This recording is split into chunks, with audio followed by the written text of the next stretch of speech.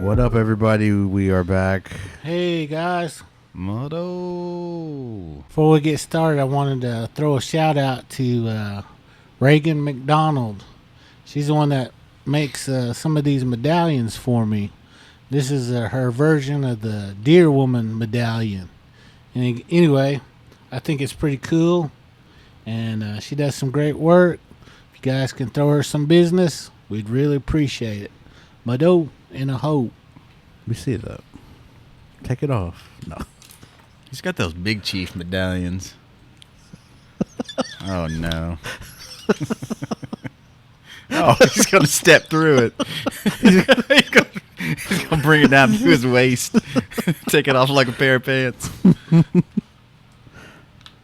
Ooh. Very nice. She didn't want to be cursed by putting the actual image on there, but she did put, Antlers. Symbols on there for them. Oh, yeah. The colors on that are awesome. They really pop. I like it. I think it's pretty That is. cool. That's keen. Yeah. Hold on. What's That's that? a winner. What's that? Oh, that was nice. So what's this part? Like the hooves? That's the hooves. hooves. Is it? Okay. That's what you get. When you mess with her, she can give you that hoof like that. Boy. Give you that stamp on your heart. Here you go, Chris. Let's go ahead and slide on through there again. Step through. Step through that. Like a hula skirt. God, I end up choking myself out trying to take that sucker off, boy. He was on maneuver. He couldn't figure it The out. chair was twisting around. Tighten it up. Tighten it up. Oh, for Like a boa constrictor. For some of our listeners that listened to that episode where Tyler was educating us on bull riding, Oh, yeah. we had someone call us in and correct us on that. And Mr. Wayne Ray from Fairfax, Oklahoma, Osage guy, he said, "Boys, you guys are just need to be quiet on that." But we were close, and I had to say that. So anyway, he just gave us the definition of it. Do you remember it, Russell? Wasn't it like turnout or something? Oh yeah, one of them is when they talk about turning out that bull, it means to put the bull with the woman cow. What's the woman cow called? Heifer. Heifer. Yeah, sounds good to me though. I'm sure he's like pulling his hair out right now. He's wrong again. Yeah. He's already on the phone. So that's when they're trying to get them to mate and stuff, and then of course, for bull riders, I forgot what it was on that bull rider. You remember? It wasn't turning it out. No. That's what we just talked That's about. I know. Turning out and Let me see if I got it on my that phone. episode happened so long ago. I know. I don't even know. Come on, Chris. Supposed to be on it. Yeah. Supposed to be written on that hand. A cheat sheet. I think he did ride it, but it's all sweaty because he had to work today. It's right here on his forehead. Just wipe away. Turnout and Oh yeah, here we go. Ranchers, they call that when they putting the bull with the cow, and the rodeo is letting the bull out of the chute. That's turning it out. Turning it out. So, and then some people will say when they're turning it down, that's what they mean. Like Tyler was trying to. He kind of got it right, but if you don't want to ride that bull, you give him that turn down, but you gotta give him that sign. So that's turning it out. Yeah. So, good one. Well, I tried. I try to act like I know what I'm talking about most of the time. I believed him, so everyone believed Tyler. Except that guy. Except that guy. The guy that knew. Yeah. He called me out. Turned me out. But sure appreciate that, Mr. Wayne Ray from Fairfax, Oklahoma. Yeah. Yeah. I like this because we learned so much. Not even just about ghost stories and stuff like that, but just, other things too. And culturally and, I don't know. It's cool. That's the other thing. If we're wrong, please, like, by all means, let us know. Cause, yeah, I'm the first one to say, Yeah. I make a lot of mistakes. I don't know everything, and I'm humble like that. So, you guys know something, please send it in or call us or text us or email us or even send those smoke signals if you want to, and we'll pick it up. Even on YouTube, too, they'll comment, like, no, it was actually this or something, they'll correct us. And, yeah. So, shout out to y'all on YouTube. I forgot there's been a few episodes where that's happened where it's like, oh, no, it was here or there. And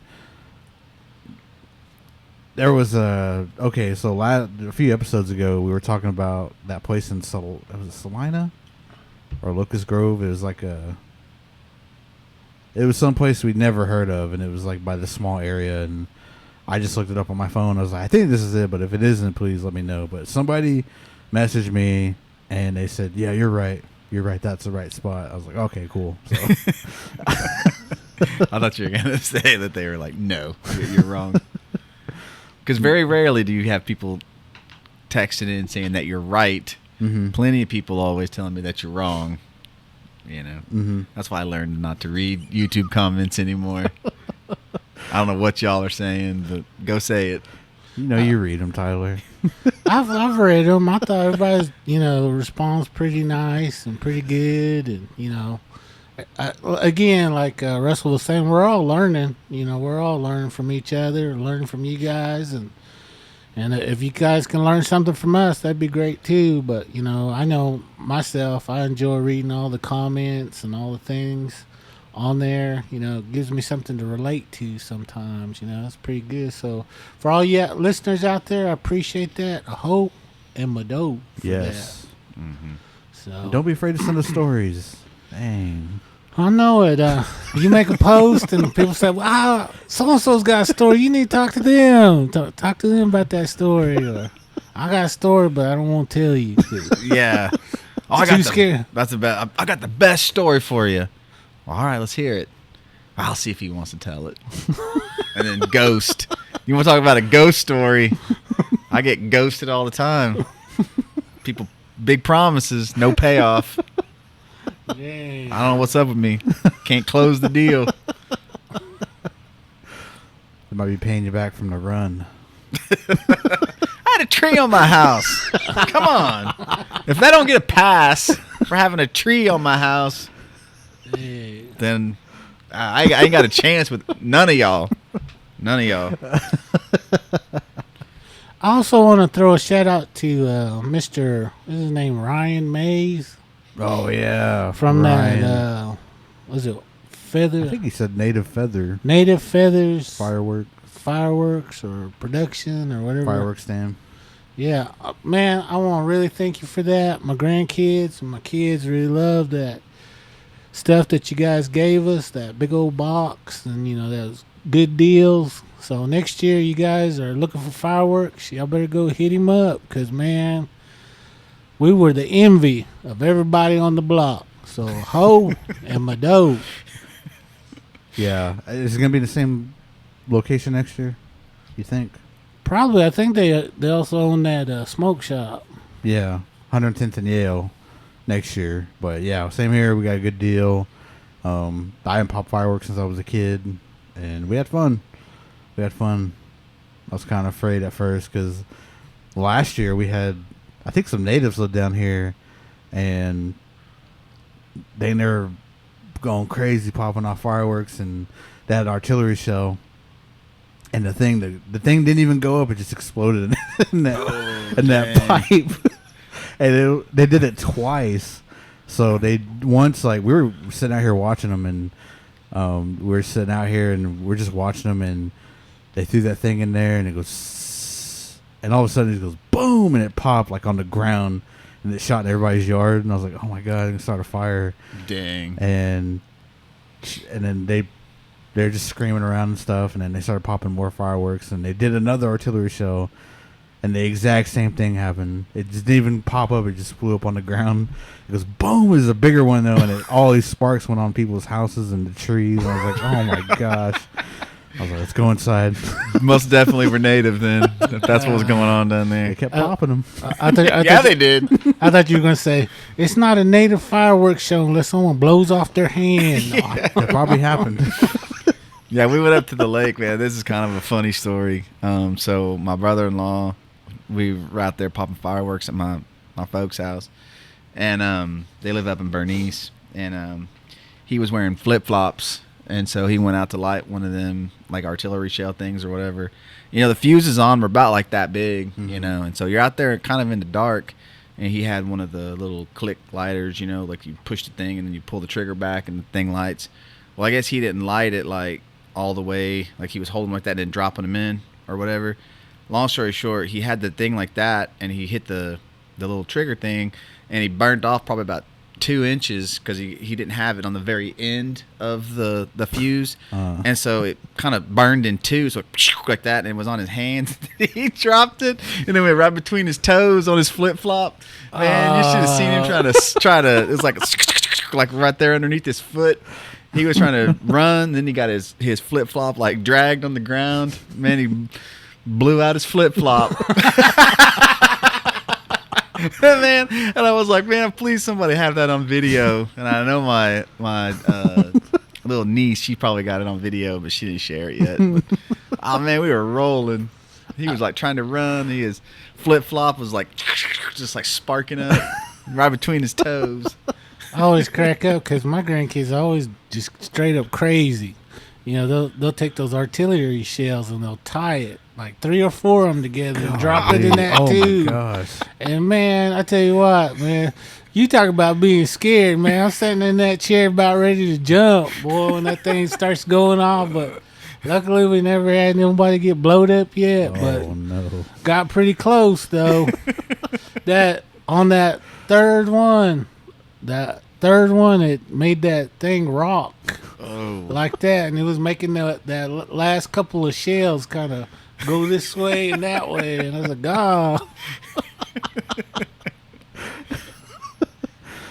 I was telling her last year, or not last year, but I was telling her like when I was a kid, we used to have firework wars at in Pawnee for Pawnee Powwow, and I remember people would throw the artillery shells in that old radio ground. They would throw them in there with people in there.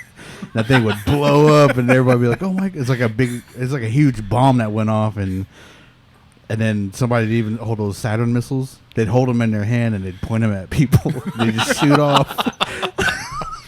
Dang! And I remember I got shot with a Roman candle before on my arm, and like that hurt, and so I knew it was real after that. I was like, okay, because I never got hit before. I never got shot by anything. And then when it nicked my arm, I was like, oh, God. And I had a hole on my shirt. And I was like, oh, man, that really hurt. Like, this is really dangerous. All fun and games. Yeah, all fun and games. So you get hit. You get hit, yeah. Dang, you talking about that. When my kids were young, we used to go to like a church. Creek churches, they're all out in the country. And anyway, they'd have 4th of July, and basically it was like Lord of the Flies out there. There's chaos all over the place. Man, those kids blew up somebody's car. Oh, no. And that's when they had those pop bottle rockets and stuff. And they was doing that, and, of course, somebody's old car had, it just had leak oil and all kinds of stuff. When they shot that sucker underneath there, that thing automatically went boom, blew that what do you call it, hood right off that car. I'll have to send you all this video that I saw on Reddit, man. It was somebody threw one of those artillery shells, like the guy was like trying to leave. Looked like they're at like a block party or something, and looks like they were kind of like squabbling a little bit. And the guy was gonna go get in his truck to leave, and somebody took one of those artillery shells and lit it on fire, and then like threw it up in the air. But as the guy was driving off, he was closing his door, and it went inside his truck. And he didn't know it, and he just driving off. All of a sudden, boom, Yeah. like the windows like blew out. I saw that today. Did you see that today? Yeah. Oh, okay, I don't. Is need to that send red it to truck? you. Yeah, yeah. Yeah. So yeah, I don't know what's going on in that video, but there's a guy that has an artillery shell, and I don't know. That guy steps out of his car, and then he's standing there, and then right when he gets in his car, that guy lights it, and he kind of tosses it, and it lands in the back. Just like one in a million shot. In the back of him, and he shuts the door, and he's kind of driving off. And dude, like, you can see his car, like his windows just all bust out. Shatters, yeah. They shatter and they bust out, and then he walks out of the car. He's all smoking. I'll have to send that to you, Chris. That's like a crazy. cartoon. Yeah, it was. He didn't like seem shell shocked or nothing. It's crazy. He's like Wile E. Coyote. his clothes are all burned off. If you guys are listening to my this, gosh. send us your 4th of July stories. We want to hear those Paranormal or too. not. If something funny happened, let us know. If somebody got blowed up, I hope you videoed it. No. I'll see if I can find my niece will send me that video. Oh my gosh. Watching his flip flop drag on the ground, he's trying to run away. Just popped it off, man. Just blew it off.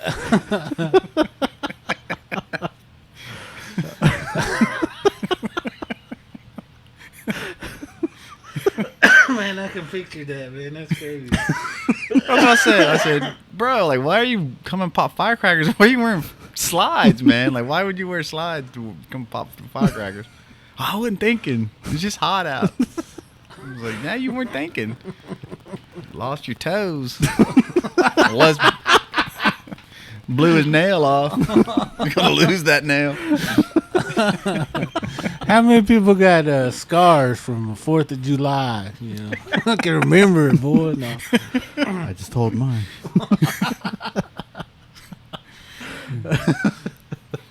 I still can't hear out my right ear because my youngest daughter, she had those, just got those, that's when they just come out with those poppers. Oh, yeah. yeah. And you pull those strings. She thought it'd be cute to stick that thing right in my ear and pull it. Oh, man. Hey, you talk about hurt, man. That hurt. I remember. It's so stupid, man. We're as kids. It's a wonder like how we even survived. My cousin had, you know, the very first time I remember like those little popper things, you know, the little come in the little sawdust thing, and you like throw them down and they pop, just like the little regular poppers.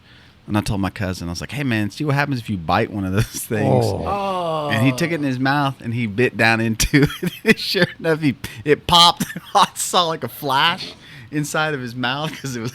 He put it back there, and sure enough, one of his filling things came out. Ah. blew his filling out. Man. So stupid. That's He crazy. bit down on it. I didn't think it would pop like that though. Told him to. Yeah, we did the Hey, what would stupidest happen? stuff. I know. I said, "See what happens if you bite that?" Because he's like, "Nothing." Because we were like squeezing him. Because we just thought like, I don't know, like what we were thinking, but we didn't think like if you squeezed it, it would pop. We just thought if you threw it down. I don't know what we were thinking. Because we were trying to squeeze him real like in our fingers like that, and like nothing would happen. Just the paper would tear. Mm-hmm. But he like chomped it, and it went pow. I just remember like a flash like in his mouth. I just want to remind y'all Spit that's Tyler Randall. He teaches at where? No one do that, please. Nobody. Man, I got some stupid stories growing up, man. Stupid stories. My cousin did that to my mom with that string thing that you were talking about. We were at New Year's and we went downtown to Pawnee, and first time we ever all went out together, and we went out there and they were giving those things away, and it was as soon as we got there. His name is Joby, and he got one, and he popped one, he got another one, and he goes, "Hey, Aunt Frankie." She turned around, he popped it right in her face. Dude, she was so mad. That was like the funniest thing I've ever seen. I mean, I tried not to laugh either because, you know, like, you could get in trouble, but he goes, "Hey, Aunt Frankie, what?" As soon as you turned around, boom, pop that thing right in her face. And all that confetti stuff was all in her face. Was that Joby Howe? Yeah, Joby. Oh, yeah. That boy's crazy.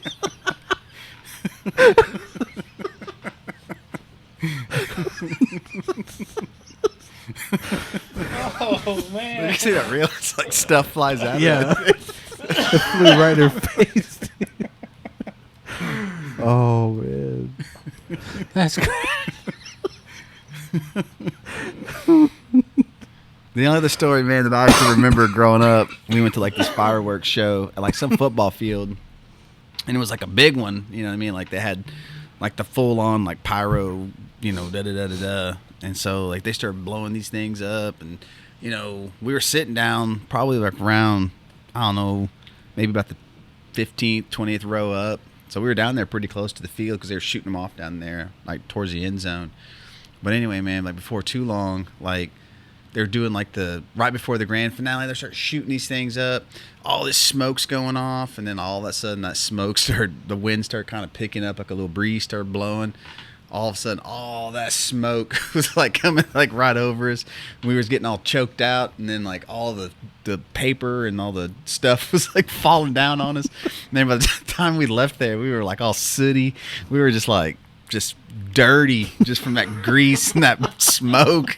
I mean, we were like choking and coughing. We were just trying to watch the fireworks like this because smoke was burning our eyes. We were just like, hey, there goes another one, you know.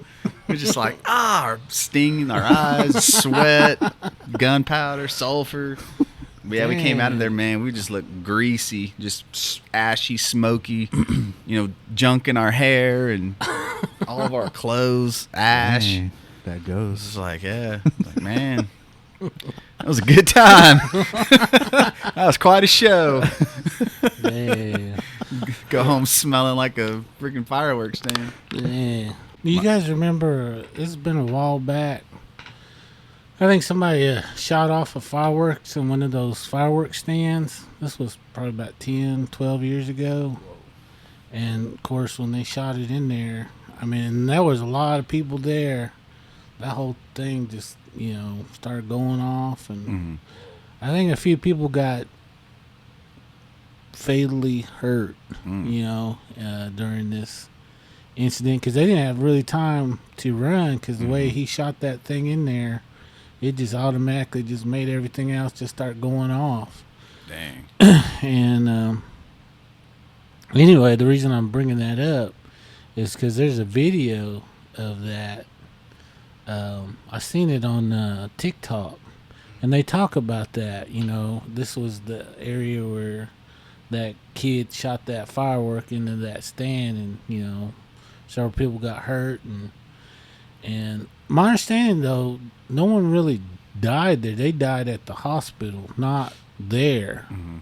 And so I don't know if, you know, in that video, you know, it shows, you know, a spirit, you know, and he thinks it's from that incident, you know, that area. But, you know, whether it is, I don't know, because like I said, I don't think nobody actually died there. I know they got seriously hurt, but I think they didn't die till they got, you know, a couple days later in the hospital from burns and stuff. Here in Oklahoma or just somewhere? I can't remember exactly where at, but I remember it was all over the news. Whoa. I have to look for that. Yeah, maybe I can find it on the phone or something. But anyway, I know they had a TikTok video of that area, and I thought that was pretty cool because, you know, they mentioned that. So I thought, wow, that's pretty cool. But I see all kinds of videos like that, but I don't know how to save them or anything. So Yeah. He's got that file, remember? We looked at his phone that time. It said, do not look. Keep out. My eyes only. Chris's eyes only. Keep out. CEO. Chris's eyes only. They had a little emoji eyes. Those eyes looking. Dang.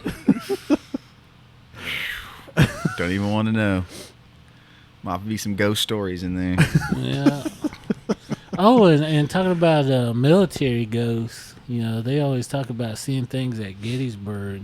And I know there's a couple of videos of those military guys walking around. Yeah. And I think that's pretty cool. I like, when I've seen those couple ones that I've seen, they're pretty. Yeah. They're.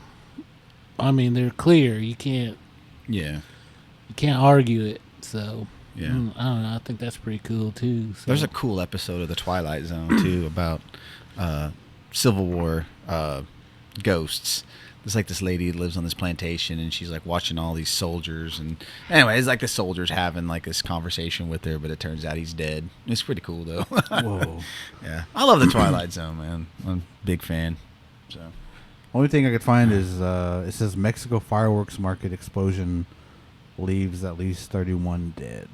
dang. Dang. That was 2016. Man, that's pretty scary. So be careful out there. Yeah. Well, Hopefully. it's already over with, but still. New Year's is coming up. Don't pop those things in people's faces God. or ears. Oh, Or your yeah. mouth. Don't put them in your Don't mouth. put them in your mouth. Well, I know tonight we were going to talk about Mothman. Yeah. And I know Tyler did a lot of research on it, but Yeah, I did actually. So you wanted to read some of yeah, that? totally. I don't know what everybody knows about Mothman or kind of the history behind it. But I think we talked about the last episode. I just kind of, after Chris sent me on a snipe hunt for the Milk movie, I just ended up watching one on Mothman, and it was done by the guy that did the Boggy Creek book, wrote the Boggy Creek book, Lyle Blackburn, and I think it's called The Mothman of Pleasant Valley or something like Point Pleasant Valley. But anyway, it's on Amazon Prime, and it is awesome. It's a really good one. It's only like 80 minutes long, and if you haven't seen it, it's totally worth your while. It's only made like a couple of years or so ago, so like all the information is fresh. And they interviewed so many people, and he does a lot of research on all the projects that he works on. So go check that out. But that's the movie that I watched. I don't know, like I said, the area of Point Pleasant, West Virginia, sort of has a history that's very violent and very bloody, especially when it concerns Native Americans, because to this day there's still several mass graves that are located in the area. And the Native tribes in the region traditionally kind of avoided the areas of Point Pleasant and also McClintock Wildlife Management Center,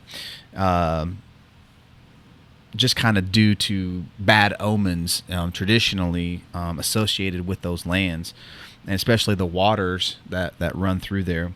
But ironically, they were forced to stand their ground in that very area, even though they wanted really nothing to do with that area, because they had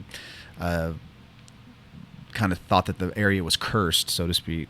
But in 1774, the Shawnee and the Mingo tribes banded together to defend their home located south of the Ohio River from what they perceived as an invading Virginia militia led by a man named Colonel Andrew Lewis. The tribes waged a furious battle in an attempt to halt continuous advances into their territory in the famous Battle of Point Pleasant. After a vicious fight between the two parties, the natives were forced to retreat and were soon overtaken by the militia.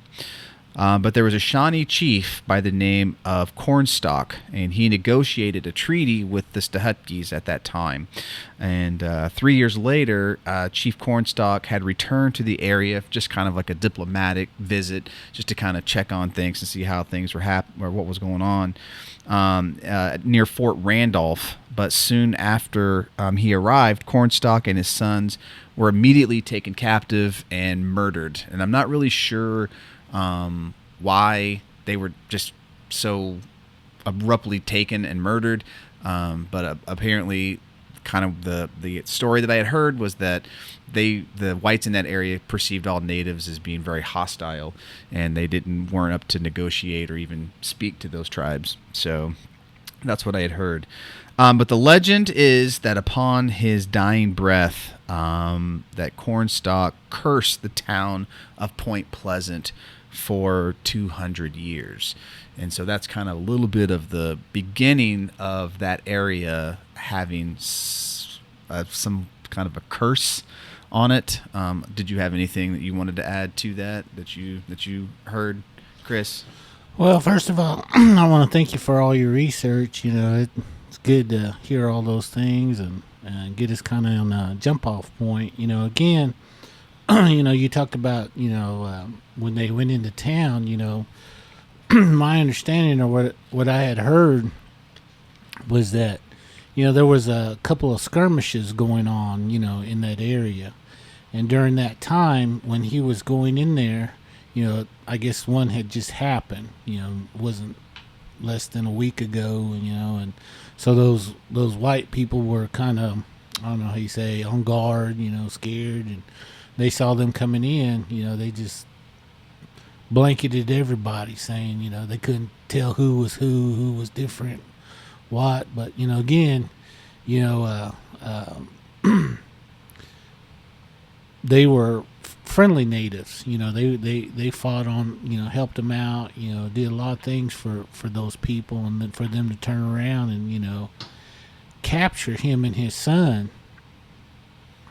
To me, I can kind of understand, people don't really believe in that curse, but if Indian folks, boy, they're good. One thing they're good at is cursing people, putting that hate on somebody and never forgiving, so, especially in this manner, I can kind of understand, he was helping them out, and then they turn around and capture him and his son.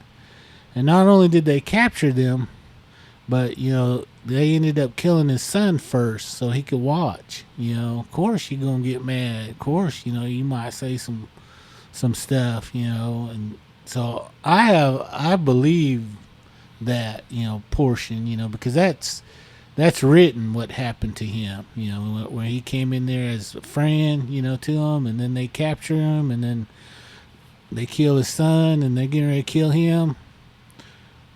I don't know anybody else that would just say, okay, just kill me, Heck yeah, he probably went off, before they took him out. But, again, I wasn't there, but I know Indians. No, I'm just kidding.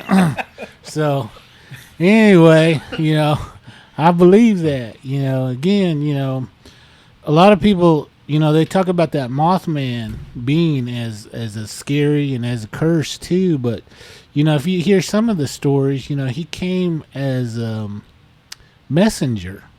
I think there was a bridge. I can't remember where that bridge was at, but that bridge, right before it fell in, that Mothman, he was seeing all over the place, staring at people's light posts. No, eating everybody's Pendletons. No, I'm just kidding. But he was showed up, around town and all over the place, trying to point at that bridge. They said, and after that, so to me, I think there's mixed, stories about him, about the Mothman. Again, I understand that curse part, whether that chief came back, and that's his curse, I can't say, but, I can also say that, sounds like some of the stories that you hear about those individuals that, he comes and warns them about things. A lot of the stories that you hear, I think there was a couple other major, how you say it?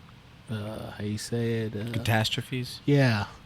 And anyway, I know you got some information on those. Yeah. So I guess first things is that, Cornstalk's family is very quick to sort of defend him, which they should be, as being kind of skeptical of that story, because it kind of puts them in a bad light historically, you know what I mean, if that is the case. And so they didn't want that. So they said that story came from a book that was found in like this schoolhouse or something that was about to be torn down. Wasn't that what it? Did you say you had seen that as well? Yeah, it was found in a play.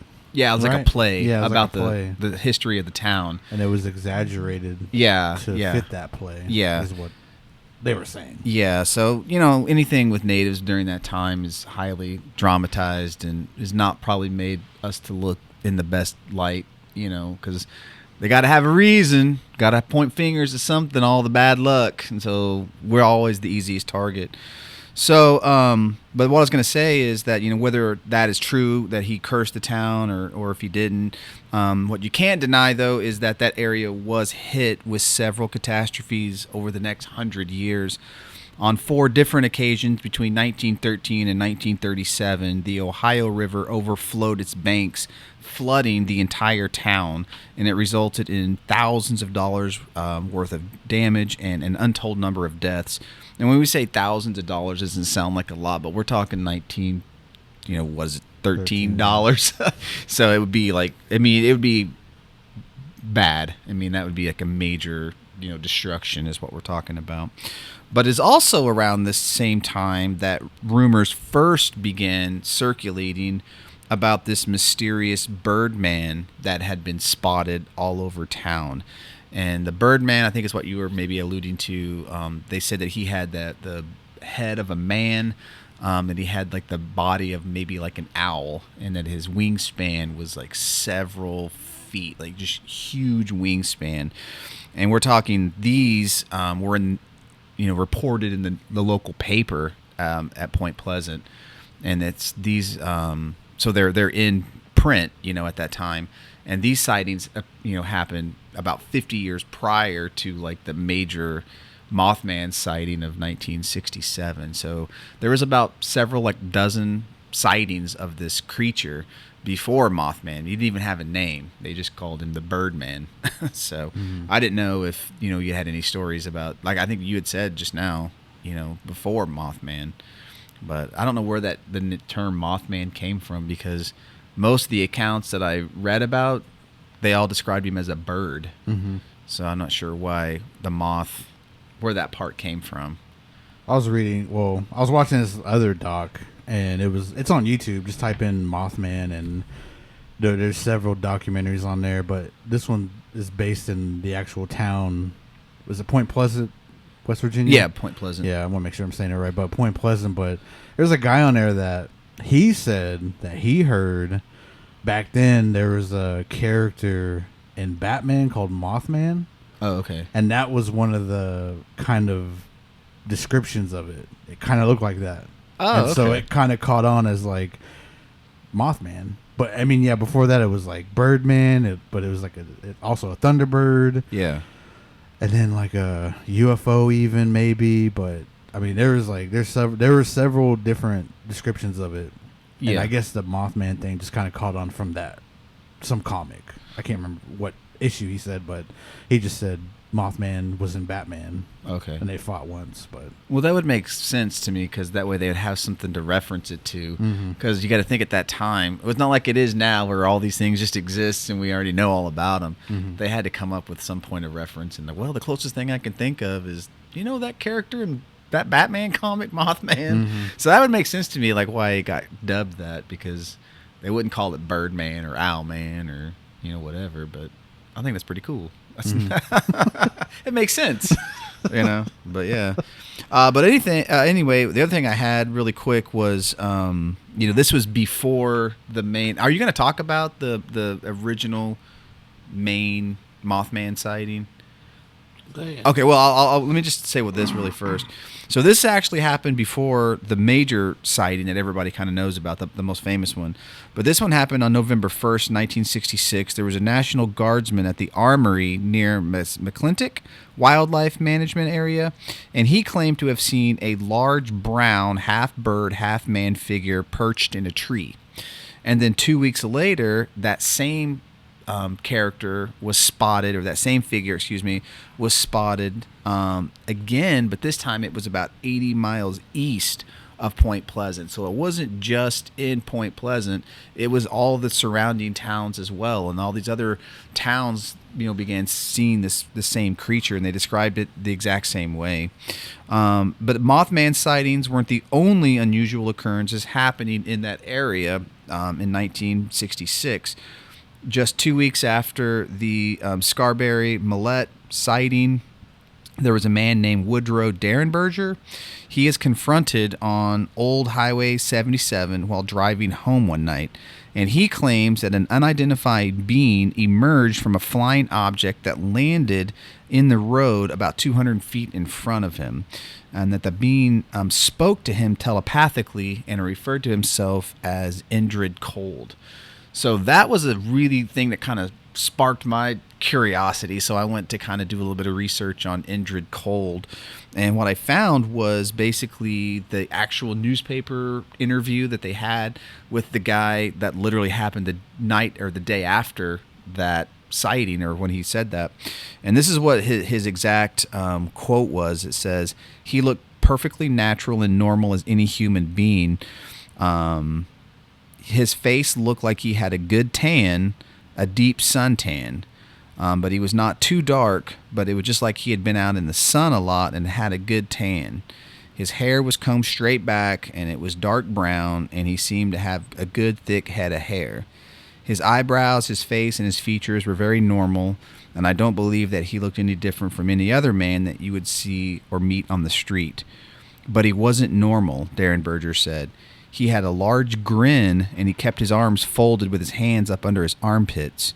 And though he spoke to Derenberger, his smile never moved. He spoke," Derenberger said, telepathically. "He asked me to roll down my window on my right-hand side of the truck, and I done what he asked," Derenberger said. "And this man stood there, and he first asked me what I was called. And I know he meant my name, and I told him my name, and he asked me, 'Why are you so frightened?' And he said, 'Don't be frightened, because I wish you no harm. We mean you no harm. We wish you only happiness.' And I told him what my name was, and when I told him my name, he said his name was Indrid Cold." And so that was like the original description of that encounter from that man. So that was pretty interesting, and he doesn't really... It just kind of goes on with like, what was it? Or, did it fly off? And it doesn't, it just sort of ended there. But it was I thought it was kind of interesting because all of these things led up to the original Mothman sighting, because I didn't realize how closely tied Mothman was to UFOs, because almost like a week before the big spotting, there was one more story that I'll share, and then I'll kind of let Chris kind of take over, of a farmer near Point Pleasant that was watching TV with his wife one night, and he said that the TV started like hissing real loud, like it kind of started, like that high pitch, like, and he said it got to the point where his wife was like, "What is going on?" Because they thought the TV was like malfunctioning. So he said he went up and was like slapping the TV, and I guess his wife told him to like go check out the antenna or whatever, because this is like back in the 60s. And so he stepped out on his front porch, and he said probably about 100 yards out or so in his field, he saw two red like orbs, and they were rotating. He said almost like a helicopter blade. And he said it wasn't a helicopter blade because it was not making any noise. You could just see it out there. And so whatever that was happening was interfering with his TV signal. It was causing his TV to go haywire. And he said when he stepped out on the porch, his dog went crazy. And so his dog took off after it, or took off running towards the field in that to chase those lights, I guess. And he went back in to grab like a shotgun, which I guess is probably what you would do if you saw two red orbs in the 60s and you didn't know what it was.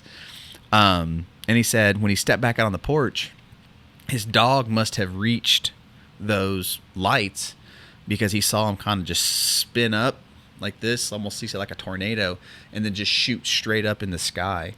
And they disappeared. And his TV went back to normal, and like everything, nothing happened. But his dog was never seen again. There was no sign, no carcass, nothing that indicated that there was a dog or any kind of, spinning thing out there. It was just like it never happened. So that was happened almost like 2 days or something like that before the main Mothman sighting. And so it had all these really strange UFO occurrences before Mothman. So I think a lot of people think that Mothman is some type of interdimensional being. At least that's the story that I kind of came to the conclusion of. But I don't know. Poor Scruffy. R.I.P. Man. Pour out my gravy train. Well, what I was gonna say is, I know Tyler did a good job on getting that information and stuff, but I was wanting to kind of talk about the Native American perspective on things on this. Again, we've talked about a lot of these beings before on some of our shows. One of them, again, I always say, some of them were good, and some of them, not so good, but either way, they had a purpose. And I want to stress that, because, you've got other entities out there similar to this being all throughout the world.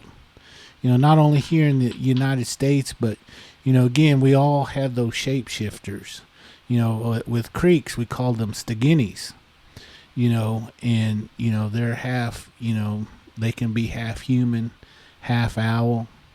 You've got the Jersey Devil. You've got other entities out there that we don't want to name. And I think Russell mentioned Thunderbird.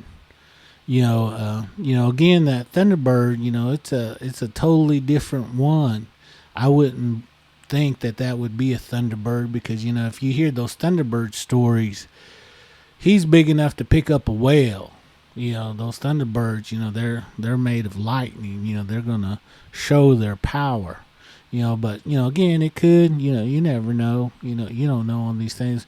But what I'm trying to say is there's a lot of beings out there that could definitely be like this Mothman, or this Mothman might be its own, because, again, they describe him as, what would you say, like an owl with a man's head? Yeah, it was described a couple of different ways. It was either just a bird with a man's head, or it was a man with an owl body. So it was those two. Yeah, and then you've got other entities out there that, like I said, we don't want to name, out of respect for some of these northern tribes, But again, they're out there, and you go across the waters, they've got things like that too, like that, I know the Jersey Devils in Jersey, but, across the waters, again, they've got stories, and they also got gargoyle stories. Again, you look at a gargoyle, might be something like that. You don't know. Again, to me, again, I'm not saying that chief didn't curse him. I'm sure he did, because of his circumstance. But whether he's the one that created that being, that Mothman being, I don't know. Because, again, he's still trying to, help the people out. That chief might have cursed him for 200 years. I would say he was pretty forgiving if he just cursed him for 200 years. If that was my son, there would be no rest. Mm-hmm. But, again, anyway, I'm trying to say that, there are beings out there that, you can run across, out there. And, if you go to that Virginia area, that was it Point Pleasant area and around there, there was tribes that were there. You had Shawnees, you had several other different tribes in that area. They all had their ways during those times, and I'm sure those beings are still there. They still reside. They're gonna let you see them when they want you to see them. And we as human beings, we forget that. We forget, this earth is older than everything out there. This world is old. That's what those old timers would tell you. Wherever you go, there had been something that passed away there. That's why Indians, when we go move into places, we take care of the ground. We take care of our houses when we move to a different place. We all have etiquette on what we do when we go to different places. Now, we as humans, we might have forgotten those things. But again, whatever that being is, like I said, again, my brother, he told a story. I think Russell was recording it. And he talked about one of those beings for the Muskogee people. Again, we don't want to tell those names, but, my brother told one of those old stories of a being just like that. But that one that he talked about wasn't good. We have other stories out there that are good. They're good beings.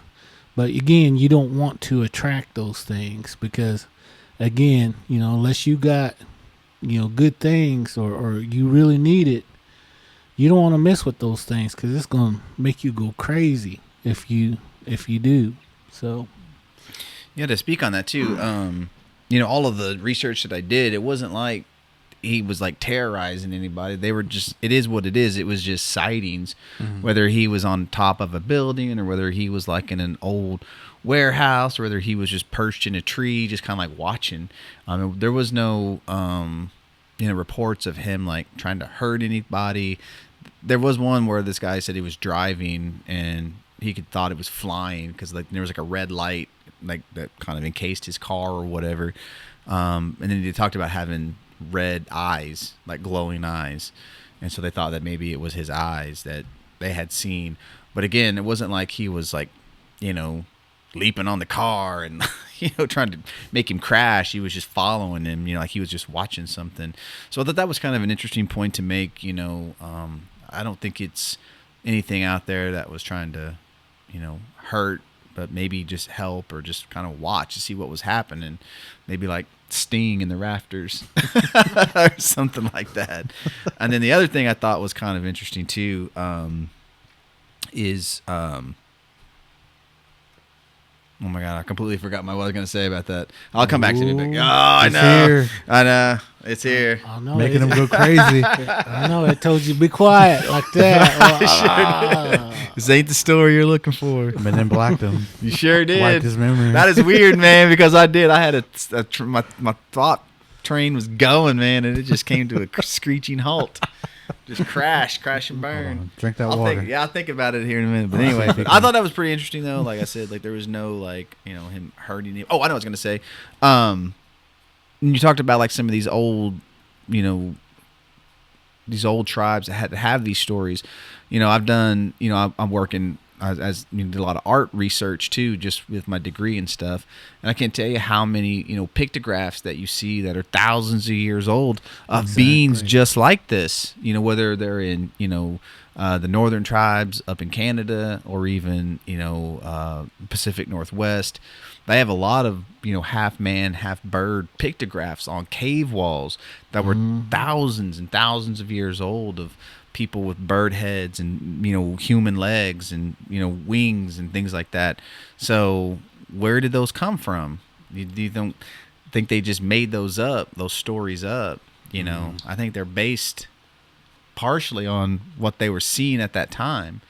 Exactly. So I consider them again ancient stories because again you go across the waters, just like you said, in caves all over the world. You'll find those kind of pictures all over. So again, whether I remember a big argument, someone said, well, it can't be, they might just been, drawing something, but these were people that lived in the cave, they didn't have nothing else to do, they didn't see it on TV. They didn't go down to the movie house and say, oh, I'm gonna draw this on my wall, They weren't reading Batman comics. I know it. So, again, there was a purpose behind those symbols or those pictures, why they drew them, and the argument was, again, those prehistoric monsters like those pterodactyls or, things like that, and people say they still see those things, still around here and there, so again, if those things are still, every now and then, somebody might see one, who's to say? Well, I told you that story about my cousin. Both my cousins said that they saw that bird. They said it was like a pterodactyl. Oh yeah. That it had one foot on Aunt Mildred's house and it had the other foot on Granny Slavin's house. And we're talking, 50 feet apart. They had one foot there and one foot on the other, and then it just flew off. Mm-hmm. They swear to this day that they saw that thing. I mean, and they were kids. Mm-hmm. So there's a few videos out there. I found one recently because I had Jasmine Bear on my other podcast, and she was talking about how she was terrified of like pterodactyls, and I was just saying like, well, sometimes there's actual evidence that people still see them, and I just remember seeing this old video from back in 2009 maybe, and I want to see if it was still out there, and I did find it, but it looks like it's on this beach somewhere, and this person just has his camera and he zooms way in, and it has like, it's like the exact like just outline of a pterodactyl just flying through the air, not even flapping its wings or anything, just going through the air. And there's another one too where it's kind of in the mountain area, and there's one pterodactyl, I guess, but it's just doing the same thing. It's fine, and I'm like, I don't know if that's real. I don't know if it's editing from back in the day, but it looks legit. It looks legit enough to be like a real pterodactyl sighting. So. No Godzilla movie, right? You weren't watching what's that? Rodan. Rodan, yeah. Rodan. Then in that new one, he was huge. Yeah. I mean, he spit out that fire and the whole city was just gone. I was like, damn. Just making sure we're on the same level. We're watching the same thing. Mothra. Yeah. You guys look for this. There's an owl. It's in a different country, and it's a big old owl. And I remember somebody took that picture and they posted it all over Facebook and everything. But that owl, it's like 4.5 feet tall and looks like a human. I don't know if y'all can find that picture of that thing, but you look at that and you see all those drawings of Mothman. That's what that thing looks like. So, again, I don't know. I don't know if you have to pick up or write world's biggest owl or what, but. Well, be careful. God. Sun's going down. So, you're gonna be careful what you're looking up. But when I first seen that, I was like, dang, that thing's huge, huge, and it's scary looking. So I thought, man, that must be creek guy got caught after the sun come up. We stuck that way. God. Acting up. But anyway, again, there's a lot of explanations for that. To me, that's up to you whether you want to believe or not believe. But I know if you go in that area, you talk to those individuals, I'm sure they'll tell you a different story. They even have a Mothman festival up in there. And I don't know if you got any information on that, when it is. I don't, but I know they have a museum, like a legit like Mothman museum, because in that documentary they interview like the curator of that museum, and he had some pretty cool stories. I just can't remember off the top of my head, but go watch it, because it's, like I said, it's only like 80 minutes long, but I was into it. I was like, I learned a lot of things I didn't know. What other Mothman movies are out there? Well, you got like Mothman Prophecies. That's kind of loosely based on Mothman. Other than that, there's not really a whole bunch that I can think of.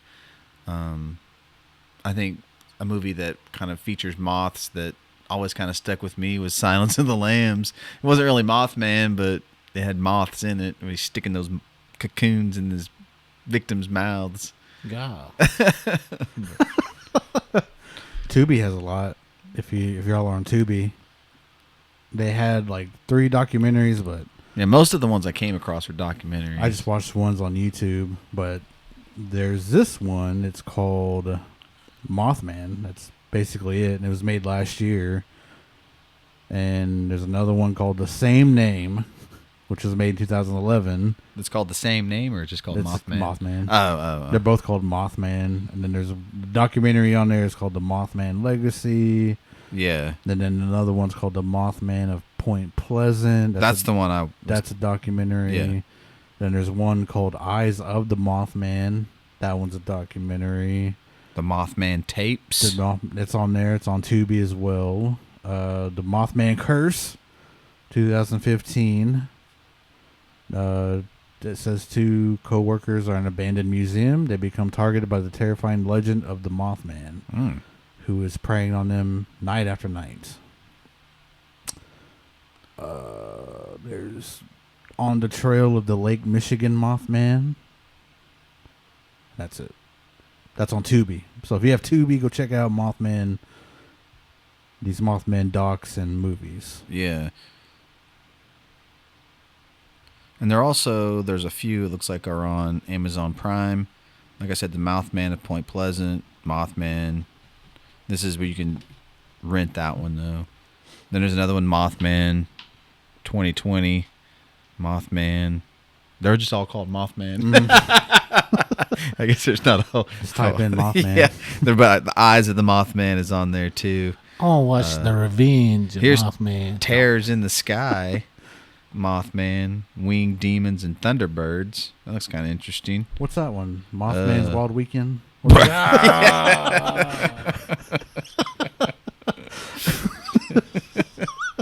Most of the ones that I saw were just documentaries.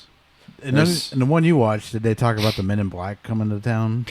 Yeah, a little bit, because they were talking about like this other, this Indrid Cold guy. They said they started spotting grinning people all over town too. But anyway, but I guess they were sort of like Men in Black, and they spoke to everybody telepathically. So there was a couple of sightings of these grinning, suit wearing, like I said, just look like normal people, but they never stopped grinning, which I think is kind of creepy. I guess it's kind of like that movie Smile. Oh yeah. I guess. Did you watch that? But I haven't watched it. No. You watched that, didn't you, Chris? You should watch it, Tyler. Is it good? It's a pretty good movie. Yeah. Yeah. The entity at the end is pretty crazy. Yeah. No the spoilers. the smile entity. It's just a Joker. Is it a monster? Yeah, it's a monster actually. Yeah. You might deuce it up. I don't know. No, I was gonna say before that that bridge went down, they were saying that I think the Mothman came first, like to fly around it. Then those Men in Black guys were kind of around that bridge before it went down, you know. Yeah. It was cool because in that doc they had like skeptics too, and there was one lady that said, "Oh, there's nothing going on. It's just bolts loose." That's what she said. Bolts loose. Yeah, she said there's just bolts loose and they didn't fix it. And so like it was they had the skeptics in there and they had the actual people that believed in like what was happening in that town. And they do talk about that museum you brought up, but did they say that they thought it was more like UFO related? No, they brought up the guy who made the Mothman prophecies. Mm-hmm. And so he gathered all the information and he was trying to say that it's not UFO, it's not like paranormal, it's not anything people are talking about. He said it's a ultra extraterrestrial experience, I think is what he said, which basically means like you're hallucinating to these other beings that you can't see. Like they're making you see. Yeah. They're making you do this. They're making you see this stuff and you're hallucinating actually. That was his theory on it in his book. But see, when you watch the movie, I haven't seen the movie in a long time. That's one with Richard Gere, right? Yeah, that's one with Richard Gere. And I haven't seen it either in a long time. And I don't know if they explain that in the movie, like none of it's real. They're just kind of. I just remember like he's investigating it, right? Like he's like a reporter. Yeah, he's like an reporter, and he's like investigating it. Mm-hmm. That's about all I remember of that movie. I just remember that scene where he's in a hotel and the phone rings. Yeah, and he looks at it and the camera zooms in, and I think the Mothman talks. I think. I don't remember. Or maybe it just stays quiet. quiet. It's been so long since I've seen it. But I don't know if they talk about how in the book it's all everybody's hallucinating because these ultra extraterrestrials are making them do that. So I haven't read the book, but I read the Cliff Notes. Yeah, well, that one I saw, they talked about like with several like town folks that are like, what's kind of cool is like this happened in the 60s. So a lot of these people are still alive. They're still around. Mm-hmm. You know what I mean? Like it wasn't like it was back in, 1800s. Like this is, fairly recent. And they talked to these old boys that, he's like, oh, we let you like drive motorcycles up around that, that armory or whatever, or that TNT building. And he said we were driving motorcycles, and I guess one of them had like a flat or something. So they pulled over to like look at it and see if they could patch it just to get him home. They said they looked up, or he was down there messing with a motorbike or whatever, and his partner was like, hey, like, what's that up there? And they said they looked up there on top of that building, and they saw the two glowing eyes. And they said then like he just saw like the wings like spread out, and they're like, what is that thing? So they like went up there into that building and went up to that top floor, because it's just like an old abandoned building. And they said that they came not really face to face with it, but like they were in the same room with it.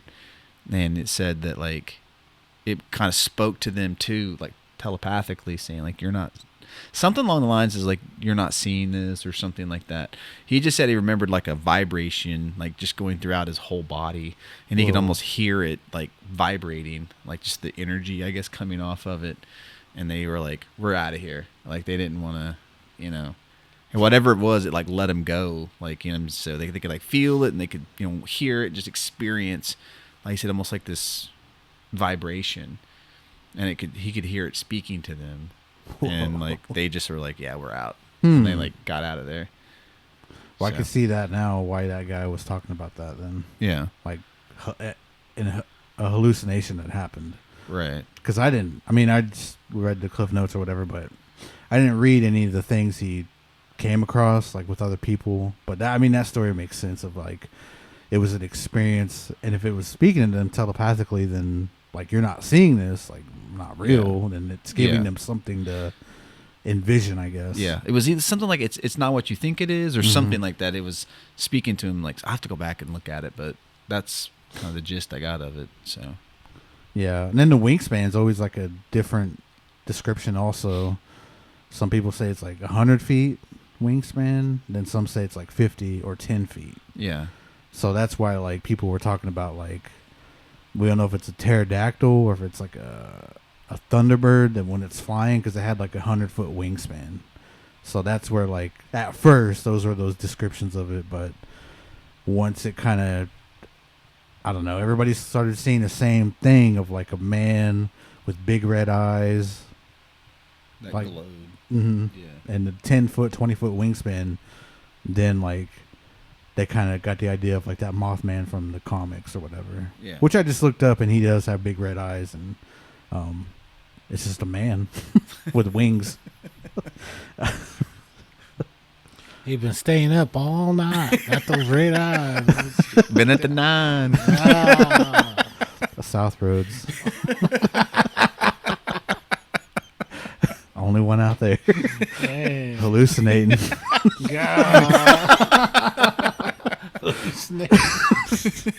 Thinking everyone's out there. Think Chris is out. No one's out there but me. So you don't see me here. No.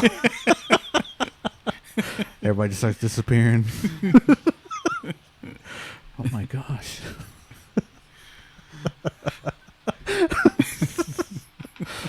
Chris and that drum disappears. That hand drum. So that plate that you just made disappears like that. You don't see that. No.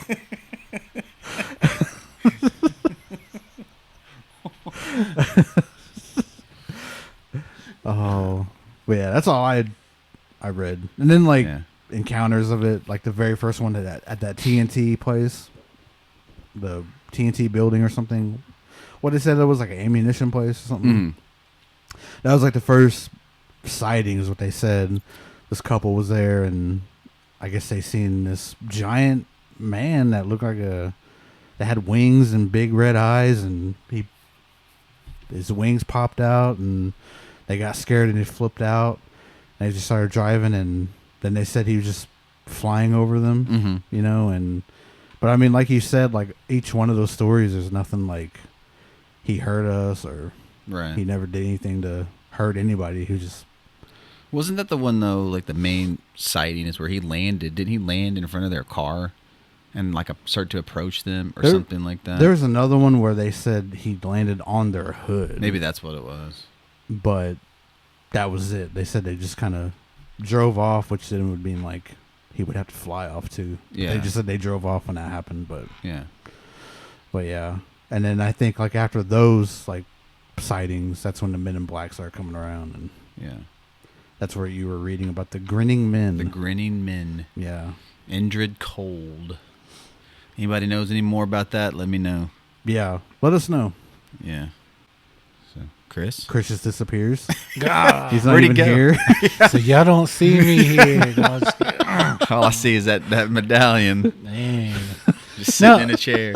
One other thing I was going to talk about too, and it's something we've never really touched on or talked about before either. You know, this kind of goes in. I know a lot of tribes up north. There's some of them that believe in this. That you know you can. I don't want to call it reincarnation, but it's kind of similar to that. You know, let's say you know maybe you don't want to.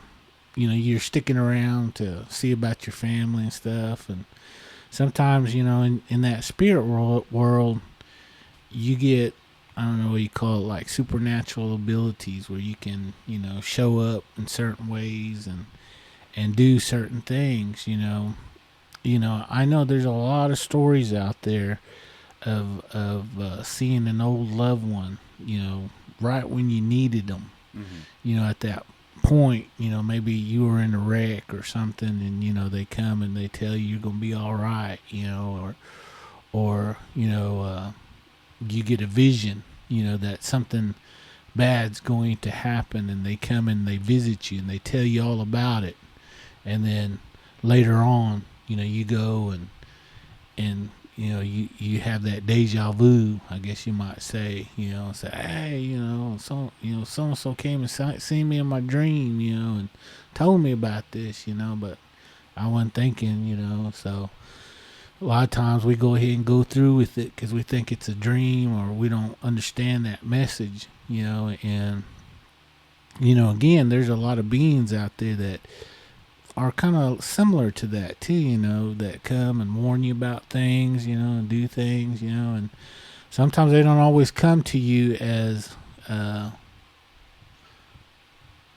something that you know. It comes to you as something that you don't know, so you remember those things. Because you know, if I come to you as Tyler Randall, you might say, God, that guy's nasty. No, I ain't listening to nothing that guy's saying. But you know, if he comes as something else, you know, you might listen to him. You might say, okay, I'll adhere to what he's trying to tell me, you know. And you know, sometimes your relatives, you know, might be like that. You know, we've all had that crazy uncle or that out of the world auntie, you know, that, you know, sometimes we always consider them as jokers, you know, always playing jokes. So sometimes they got to come to you in a different way. You know, that's what I was always told. You know, there's a lot of stories out there like that. You know, again, now I'm not saying that's what it is, but you know, again, I wanted to just kind of express, you know, just a little bit on that. You know, and if listeners out there, you got stories like that,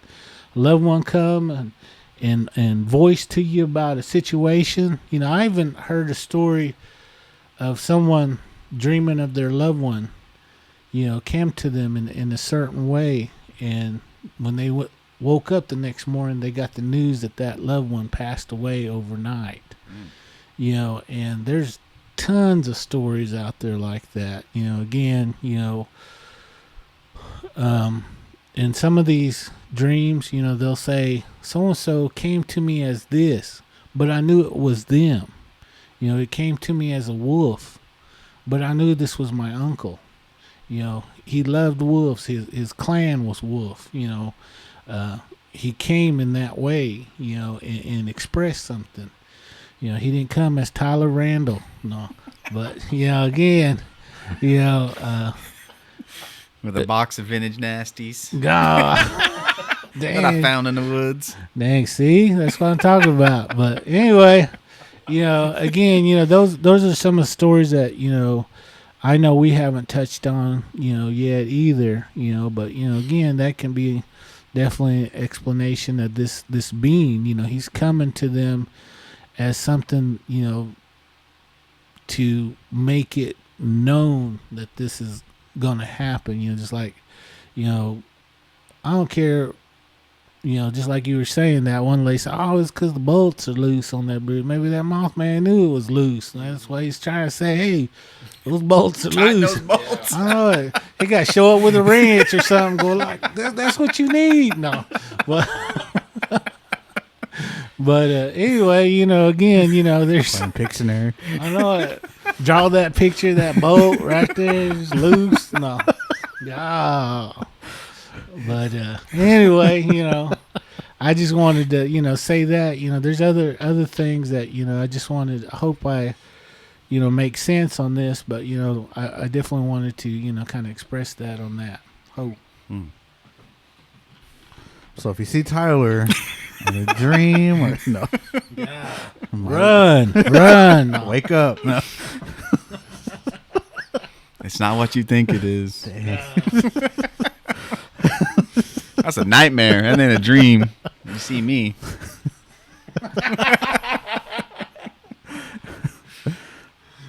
Got sleep paralysis.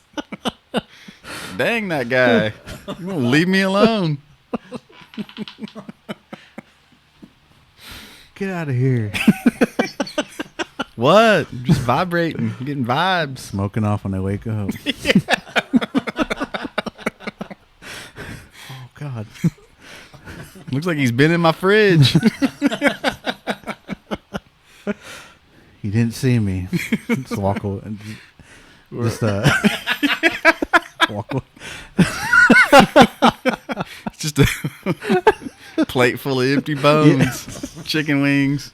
What's that on Down to the bone. What is that Friday when he's like, "What are you doing to my house? What are you doing to my fridge?" You didn't see me. It's not what you think it is. Eating Chinese. Oh, yeah, your brakes need checked. That's what I was trying to say. Toilet's clogged.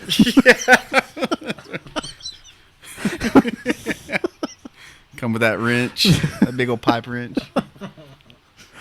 Oh, man. Well, if you guys don't have anything else, dude, Tyler, you got any? No. No. I have nothing else on the Mothman other than that. Yeah. Go watch the movie. It makes me want to go back now and watch the Mothman Prophecies, which it is on Prime. I know. So I was trying to look for clips of it, but I was more intrigued with the documentaries. yeah, me too. Mm-hmm. It was super cool. Like, I turned it on and Yeah. got into it. Yeah. There wasn't no milk, but it's pretty good. What is it? Powdered milk. The legendary native MC. Chris was trying to make us watch. Do your research, Mr. Randall. I got this movie I want you to see, and I want you to come and talk about it on the show. It's called Milk. It's about this little white kid that gets struck by lightning. They called him Milky. No.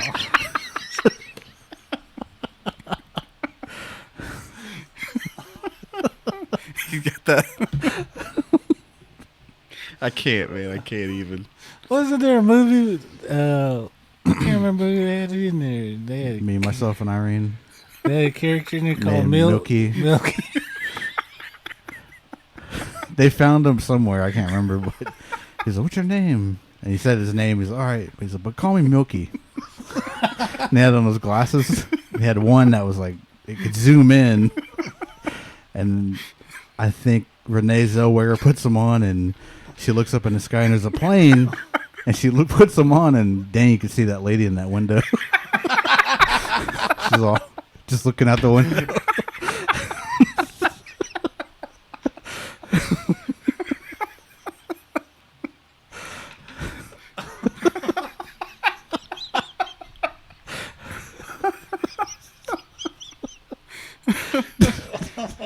That's a great movie, man. I just remember Crazy his movie. kids in that movie, man, were the funniest part. Because they're so smart. They like curse like every other word. Oh my They're god. making an man. airplane. Well, he doesn't think they're making one, but when he comes back home, they're flying off. He's like, get back here. They're just skipping. It was like Anthony, what's his name? Anthony Anderson. Yeah. He's like, Oh, it's a classic. Me, myself, and I'm Irene. sweating right now. Oh my god, man.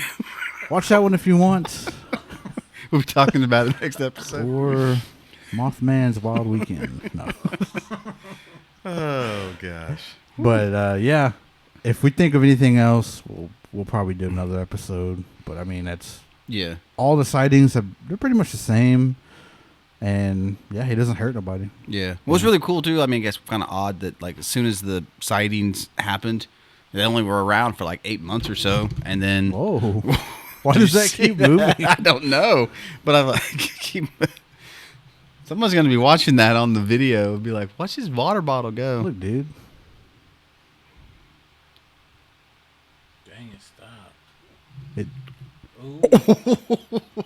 All right. Well, I guess we'll cut it and we'll smoke off.